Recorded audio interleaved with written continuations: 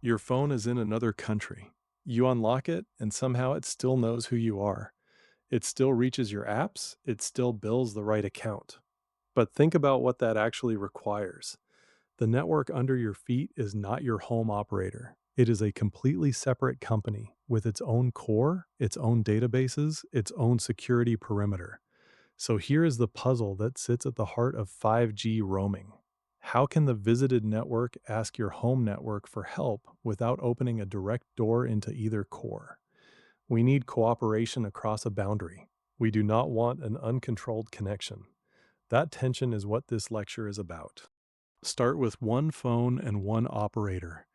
In 5G, that operator runs a public land mobile network, or PLMN, basically the whole mobile network identity of a carrier. Now, split the picture. On the left, the visited PLMN, the network you are standing in right now. On the right, the home PLMN, the network that owns your subscription. They are not one system wearing two hats. They are independent operators that must collaborate for a single roaming session. The plain language insight is simple. We need messages to cross the gap. We must not glue the two cores into one exposed mesh. Look inside each domain. The visited side keeps functions that handle the live radio session and local control. The AMF, which manages mobility and registration for the phone in this network, the SMF, which steers sessions and user plane paths, and the NRF, a directory that helps network functions find each other. The home side keeps the subscription truth, the AUSF for authentication support, another NRF for home side discovery, and the UDM, which holds subscriber data and related policies. A common misconception is that roaming means the visited network becomes part of the home network. It does not. The boxes stay on their own side of the border. Collaboration is allowed. Absorption is not.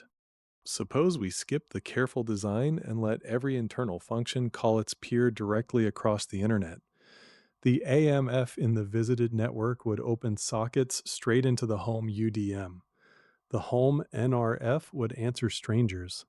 Attack surface would explode. Trust boundaries would blur, and operational ownership would become a mess. Even if both operators were friendly, the architecture would still be wrong. Internal 5G interfaces were not meant to be the public face of a carrier. So the design problem sharpens. We need a single, controlled meeting point on each side, a place where interconnect traffic is expected, inspected, and protected, instead of a spider web of ad hoc links. That meeting point is the Security Edge Protection Proxy, or SEPP. Place one at the edge of the visited network, the VSEPP. Place one at the edge of the home network, the HSEPP. Everything inside each PLMN still talks through its own internal paths.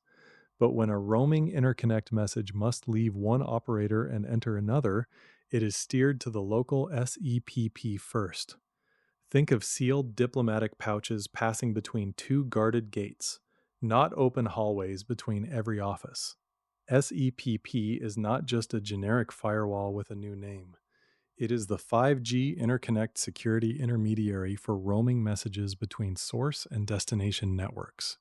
Connect the two proxies with the internetwork interface called N32. N32 is the controlled link between VSEPP and HSEPP. According to the architecture we are teaching from, the SEPP enables secure interconnect between 5G networks. It ensures end-to-end confidentiality and/or integrity between the source and destination network for all 5G interconnect roaming messages. Hold that wording carefully. The protection is aimed at those roaming interconnect messages crossing the boundary. Confidentiality, integrity, or both, end-to-end between the networks. On diagrams, you may also see transport queues such as TLS alongside 3GPP signaling colors. Those legends remind us that the hop is a standardized, secured interconnect, not a casual private API. The plain restatement, SEPP is the controlled meeting point through which roaming messages cross from one 5G network to the other.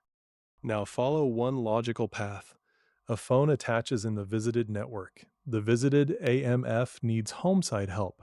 For example, to discover where subscriber data lives or to complete registration related steps that only the home domain can authorize. The request does not vault straight into the home UDM.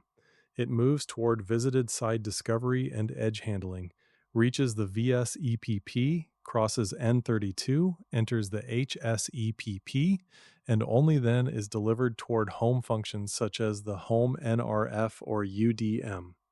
Watch the spatial rule: visited functions, then visited SEPP, then N32, then home SEPP, then home functions.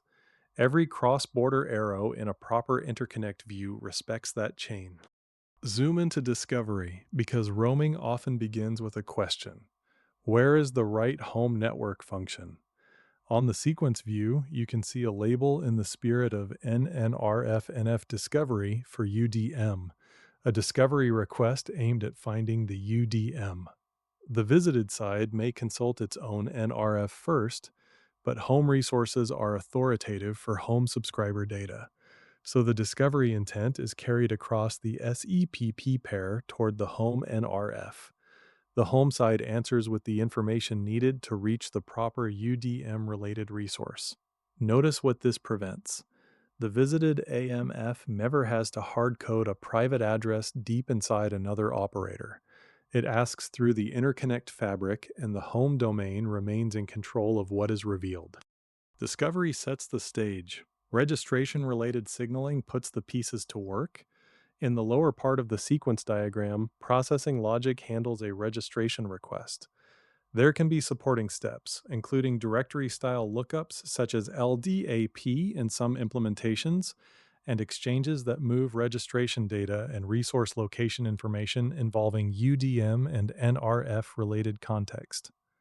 Do not overread tiny implementation labels as a full 3GPP procedure dump. What matters architecturally is the shape of the flow.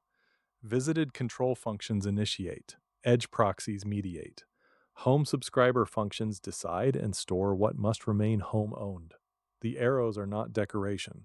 They encode time and direction, request, processing, response, and the path those messages are allowed to take. Let us name the cast one more time, now with roles tied to the path. VAMF, the visited mobility anchor for the roaming phone. VNRF, local discovery inside the visited domain. VSEPP, the visited gate. HSEPP, the home gate. HNRF, home discovery. UDM, home subscriber data. AUSF, home authentication support. SMF on the visited side continues session management for the user plane path the phone actually uses while roaming. If you remember only the dependency order, remember this. Edge security is not bolted on after routing. The SEPP pair is part of how routing between operators is supposed to happen in the first place. 3 misconceptions are worth killing explicitly. First, SEPP is not merely a firewall checkbox. Firewall's filter. SEPP is specified as the interconnect protection proxy for roaming messages between 5G networks, with confidentiality and integrity goals for those messages. Second, the visited network does not absorb the home core. Distinct PLMN panels remain distinct trust and ownership domains. Third, not every packet in the universe is what we mean by end-to-end here.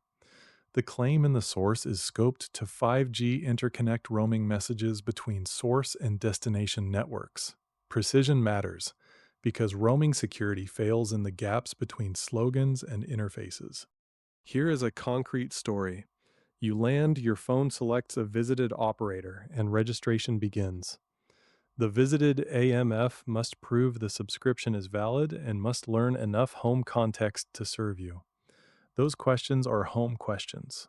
So signaling climbs to the visited edge, crosses N32 under SEPP protection, and arrives at home functions that can authenticate and provide subscriber data.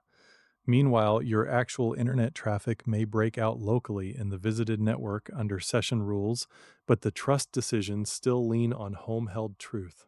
That split, local service, home authority, guarded interconnect, is why modern roaming can feel seamless without making every operator a full peer inside everyone else's core. Step back from mobile networks for a moment. What you are looking at is secure federation. Two independently operated systems need to cooperate on a shared task. Neither should expose its internal service mesh. So each side presents a hardened gateway, agrees on a narrow interface, and protects the messages that cross. Banks do versions of this. Cloud providers do versions of this. Large enterprises connecting subsidiaries do versions of this.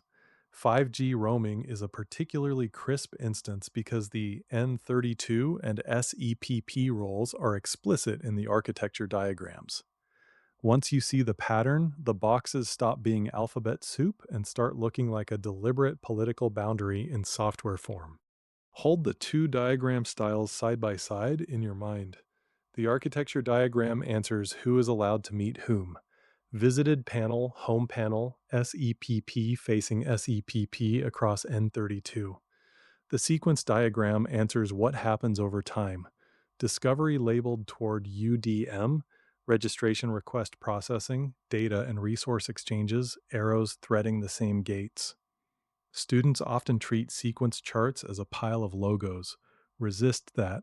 Read left to right ownership, then top to bottom time. When an arrow crosses the dashed border, ask which proxy pair it must traverse. If you cannot point to VSEPP and HSEPP, the picture is incomplete. Architecture tells us who is connected. Sequence tells us how the request actually moves. Restate the whole argument. Roaming requires two independent 5G cores to exchange messages. Their internal functions stay inside visited and home domains. AMF and friends on one side, AUSF and UDM on the other. SEPPs provide the controlled interconnection joined across N32, protecting confidentiality and integrity for interconnect roaming messages.